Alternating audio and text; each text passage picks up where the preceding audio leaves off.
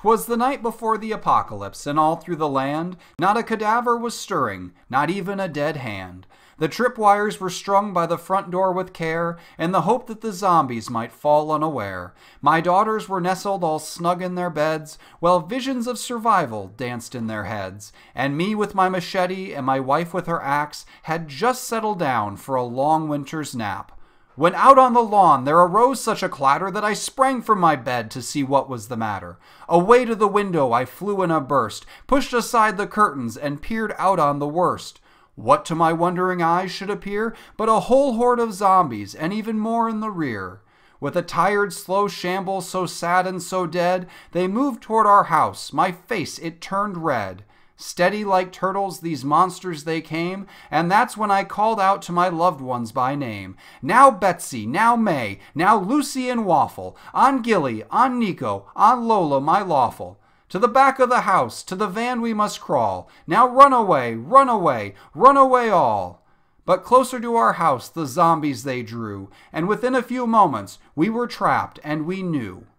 And then in an instant we heard on the doors the scratching and clawing of unspeakable horrors. As I covered my ears and was turning around, through a window a zombie crashed with much sound. He was covered in gore from his head to his heel, and he looked right up at us to admire his next meal. His eyes, how they stared! His sharp teeth, oh how scary! His cheeks were like caverns. My wife said, "Be wary."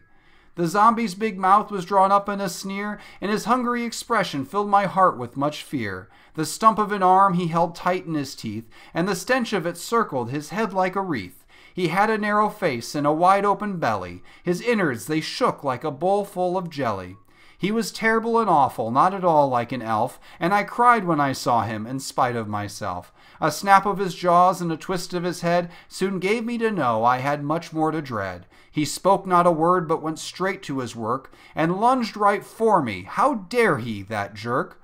But my wife got there first and went straight for its nose, and with one swift swing knocked it head over toes.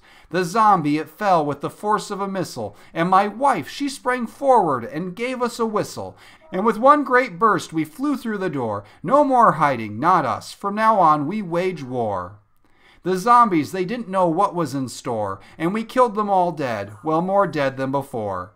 And we let out a shout to mark the end of the fight. Happy apocalypse to all, and to all a good night.